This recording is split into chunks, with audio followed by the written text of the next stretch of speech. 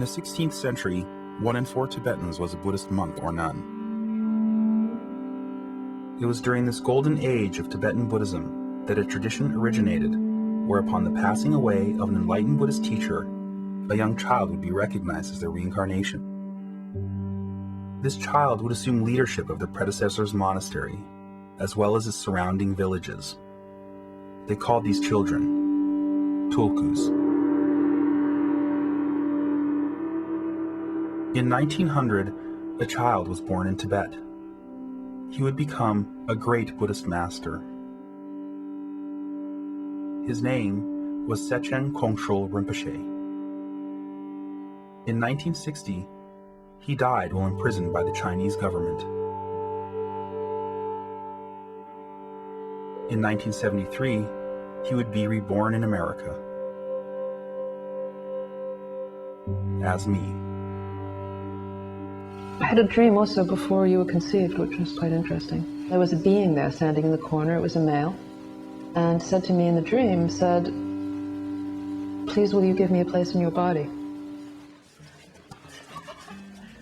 In the 1970s, something interesting started happening. Tulkus were being discovered in the West. I know because I was one of them. His Holiness Karmapa confirmed the recognition of me as a tulku. And at that point, he wanted me to come to Rumtek, where I would be enthroned and put in robes, and that would be the last you ever hear of me. We are still waiting. We are still waiting for him to do what he's supposed to do. That's what I have to say. What do you think? I don't think that my role is to be a teacher, be wearing the robes and be up on a throne. And if that makes me a failed tulku, then maybe that's just my karma. But I still think I can be of some kind of benefit to somebody. And that's, I think, what being a Buddhist is about. I didn't really know what I was getting into. And there are some people in the monastery who were good leaders, who were practicing every day. The monastery there was basically a cesspool of jealousy, of gossip, of hate. Very un-Buddhist in a lot of ways. You would give everything to me. Just always look at me with those eyes of just like, how do you say, you know, when those eyes that you want everybody to look at you with, those eyes of just such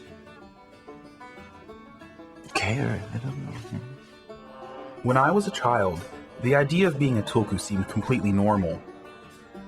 By the time I hit my teens, I started to find the whole thing crazy and wondered if someone was playing some kind of joke on me. It wasn't unusual to have one of my father's students ask me for advice when I was only 11 or 12 years old. The Tibetans are not careful. This tulku system is going to ruin Buddhism. And at the end of the day, Buddhism is more important than the tulku system. Who cares about tulku? What happens to them? Heave away, haul away yourself for a minute. Don't be afraid of the world if you ain't out there in it. You ain't out there in it.